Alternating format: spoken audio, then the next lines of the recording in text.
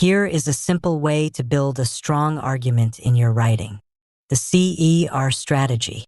This checklist will help you write responses that are clear, convincing, and backed up with proof. C is for claim. A claim is the main point you want to make. It's the answer to a question or your main idea. A claim should be a full sentence that clearly states your position. For example, if the question is, should students have less homework? Your claim could be, students should have less homework because it allows them to get more sleep. E is for evidence. The evidence is the proof that supports your claim. This can be a fact, a statistic, a quote, or something you observed. This is what makes your claim believable.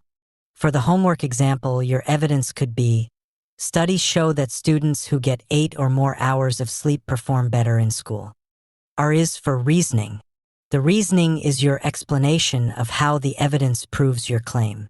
This is where you connect the two ideas. You might explain why the evidence is important or how it relates to your point.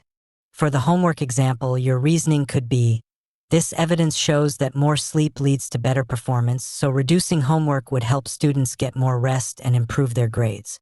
CER helps you write responses that are clear, convincing, and backed up with proof.